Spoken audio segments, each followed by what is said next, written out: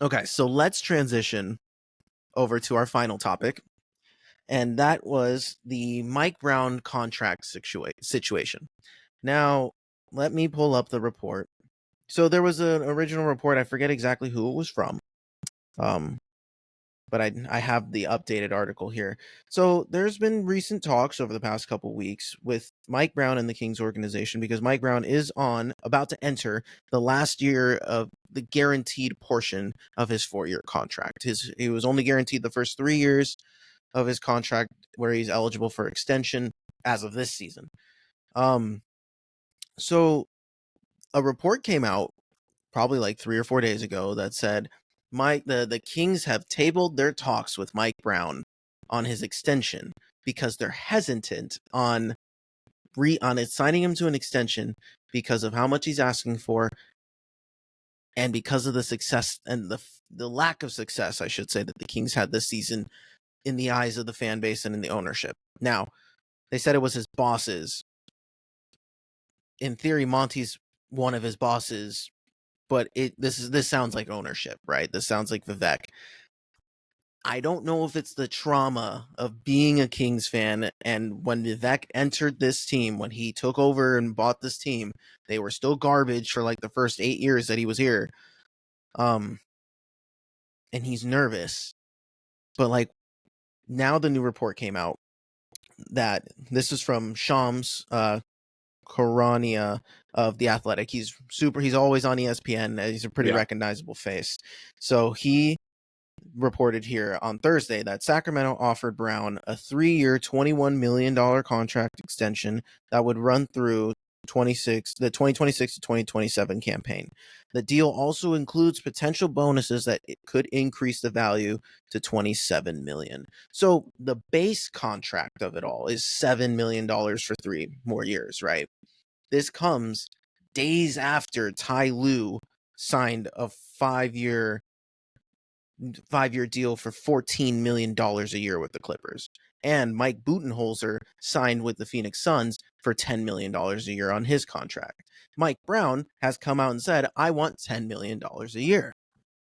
And I want to ask you, before I kind of go on this rant real quick, because I'm going to pop off on some of the things that I've seen and maybe kind of just put things into perspective.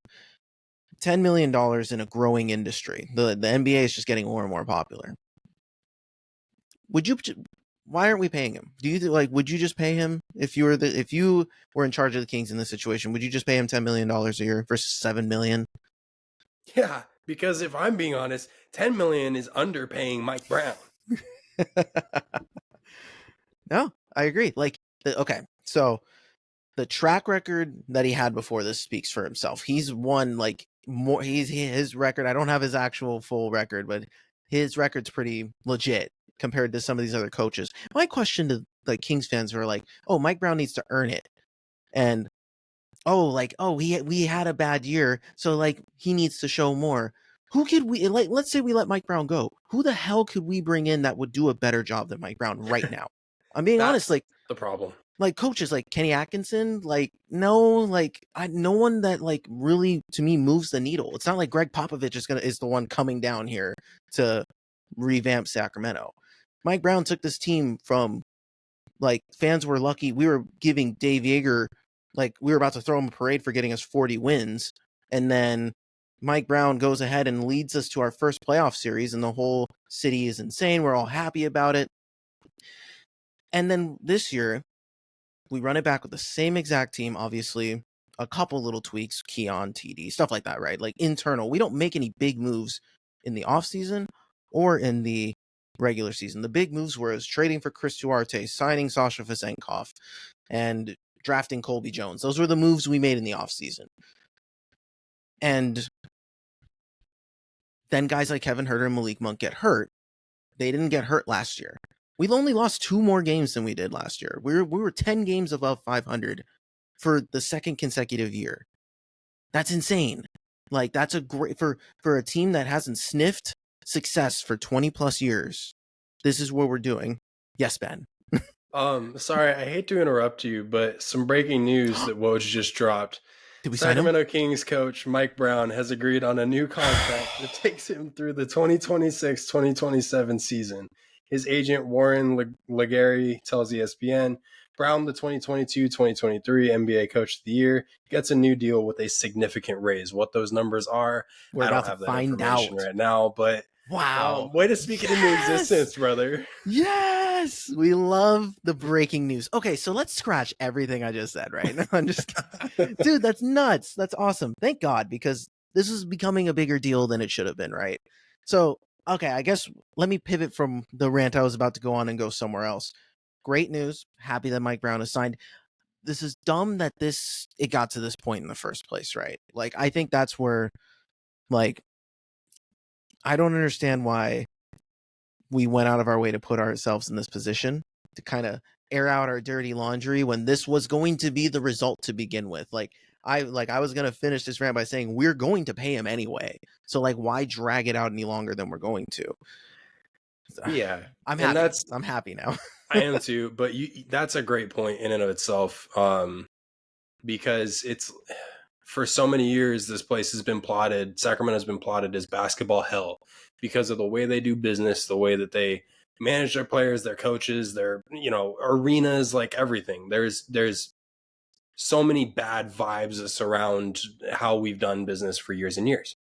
And so then you turn this corner theoretically, where you bring in a new general manager and your owner who hasn't let the general manager be a freaking general manager for numbers and numbers of years, finally lets him do his job and gives him more reins than he's given any other general manager. And he gave it to the right guy. And don't get me wrong, he's going to give it to one of them, give it to Monty. Mm-hmm. Now you're going to pull those reins tighter because of 1 year that we didn't necessarily get worse. Everybody else got better around us. Why? Because we didn't make any moves. So what did we do? We learned something. Like that to me is kind of mind-boggling. I do kind of got to defend the other side of it for a second, because it's like, yes, why didn't you make moves, ownership? And then at the same time, you saw the same nasty, stupid habits that this team was doing all year long. That was blowing 20-point leads and coming out and not performing in the first quarter and going down a crazy amount. And you saw the same things not get addressed game in and game out, and for all 82 games. And you and I sat here and talked about, we're seeing the same thing. We're seeing the same thing. It's just, blah, blah, blah, blah, blah. And it got old by the end of the season where we're like, well, why did we lose? Well, we did the same thing as normal. That is a red flag. That's 100% a red flag. But yeah, you can't take away what Mike has done for this team, and the fact that we're even talking about being in a tough situation, having over 40 wins. And I guess, okay, so I agree with you in terms of like the bad habits that we saw, right? But the things and like we said, making moves wasn't like, Mike Brown has I wouldn't say no say, but he's not the one making the decisions. It's Monty, right? Monty 100%. Decided not to bring these guys in.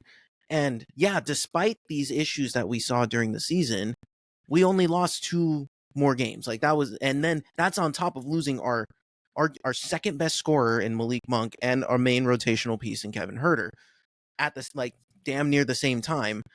And yet, despite that, Mike Brown was able to orchestrate almost a shift in identity where we were a defensive team. He got this team to buy in via Keon Ellis and De'Aaron Fox and Davion finally, coming back to form. Like, this team bought in on defense and was a top 5 defensive team for the last month and a half of the season, which ended up making us a top 15 defensive team, middle of the road, which I can't tell you the last time the Kings were 15th or better defensively, throughout this drought that we were facing. And last year we relied strictly on offense because Mike was working with the guys that he had. It takes a bit to implement a system that's a defensive first system. Like, look at the Wolves. It took them a couple of years to get to this level defensively. And it obviously took getting a few right pieces, but like, it's not Mike Brown's fault that these guys get hurt. And it's not Mike Brown's fault that Monty didn't make any moves. You're working with the pieces that you have. And at the end of the day, it's not his fault that the players don't execute always. Now, does he need to, was there timeout issues at time? Was he letting runs get too far gone? Yes. Or were there some questionable lineup decisions at times? Sure. But I don't think he was the reason that we lost games. I think sloppy turnovers and stuff like that, like those are things that the players fundamentally practice and need to execute better on, that we were executing better last year than we were this year. And like you said, the rest of the league got better, and yet we were still only 2 games worse. It's just like, for a fan base, that was such an overreaction to like, oh, now we'll be okay without Mike Brown, as if he was the problem, and he wasn't the problem. Like, and now that he's signed, it takes away unnecessary drama that was starting to brew even more because players watch that stuff, right? Like, we're trying to keep Malik Monk here. What if we can't commit to our coach? What does that show Malik? Like, oh, we're not going to commit to the one coach who truly believes in you, who you actually get along with and allows you to play the way that you want to play. Like, those are things we got to be Yeah. careful for, No, especially if we're trying to absolutely. build. Absolutely. And all that's 100%. I think you also got to look at it too. Contract extensions, negotiating, dude. I mean, if I go into a job interview and it goes really well, and then I'm like, well, they ask me how much you want, and I'm like, well, I want this much, and they're not meeting me, like, we're going to have negotiations. You know what I mean? Mm-hmm. There's always going to be negotiation stages in everything, that any sport, any job, like, in this case, it is your job. For sure. And so I think for them, I don't want to say it was like misreporting that came out, but tabling talks doesn't necessarily mean that we're not extending you. We're not giving you anything. Like, and that I think was where I was kind of cringing at, like, a lot of the reactions at seeing that, post come out, that report come out. Because all these Kings fans are like, well, he's gone, like, he's leaving. Why would you move on from a coach like this? And blah, blah, blah. And I'm like, no. They can extend him at any time. It can be right now. It can be an hour from now. It can be halfway through next year. Like, there's time to do this. He's guaranteed one more year with us. And so it was like, you could have potentially just tabled talks, because you're like, hey, maybe he tabled him. Maybe it was, hey, let me prove to you that I'm worth a little more money than this. Like, it kind of goes both sides. No. Okay, so, and let me be clear, because I'm arguing one side of this here. But I remember it was our group chat with Ryan, that Ryan was the one who kind of brought it to our attention at first with the whole table. He's like, oh, I can't believe they're tabling talks. And I was like, it'll be fine. That doesn't, I reacted like totally fine. Like, I'm like, oh, it'll be fine. I don't blame them for wanting him, to prove another year. Like, I was totally on that side, but I wasn't on the side that said like, oh, we'd be better off without him, or he was the reason that we're struggling, things of that nature. When I'm hearing this, when I'm seeing that from like the fan base, I'm wondering like, where do you guys get off thinking that like we're going to be better off? Like, he wasn't the reason that the culture completely shifted. And that's 100%. where I fall. And I also agree with your statement in the sense of like, there is two sides to the negotiation table. I'm completely under the impression that it's Mike Brown's camp that got this information leaked to kind of get this. It wouldn't be surprising if it was his camp that kind of leaked the information to kind of put the pressure on the Kings, air out the dirty laundry a bit. Now, is that the best way to do negotiations? No, but like, the deal obviously happened, right? But it just makes me wonder, like, couldn't they just have this freaking conversation in private and not cause this drama to make everyone be like, oh, here comes the Kings again? Like, I don't like that, especially because the past 2 years it seems like we've been turning around the culture a bit, and anything that kind of reminds me of that is just so traumatic and annoying. So, and honestly, we were pretty blessed to have absolutely no drama around extending Sabonis. But because that kind of negates the point I'm about to make. But the point I'm about to make is that the leaked things from certain camps, one side or another, is just a reality, like an unfortunate reality of just negotiating contracts in the sports world. Oh yeah, for sure. I mean, now we're seeing it at the coaching level. If that's the case, and this is all theoretics, we don't know for sure if Mike Brown's camp leaked anything. You know what I mean? But Right, it's exactly. It's like, this is a reality of where we're at, where the sports world is at. Is you're going to hear all these reports that are realistically probably just rumors, that are realistically leaks, that like may not have anything to do with what's actually happening. It's Right. just to push a point. It's just to push a conversation sooner than that they actually want it to happen. Like social media has an enormous presence to the point where like you don't want to talk to me, you don't want to pick up my phone calls, well, I'm gonna leak that. And then it's like, oh, so and so's team is Mhm. not picking up calls, and are they back to their old ways? Well, no, we're not. We're trying to get players in the door. Like, all right, what's Yeah. going on? Let's talk, kind of thing. So could very well have been something like that, because I do believe the Kings have turned the corner and are continuing to turn the corner and make better habits, Hmm. um, off of a decade and a half of terrible, terrible, franchise organization habits. But yeah, look, the reality is now he's here for a long time.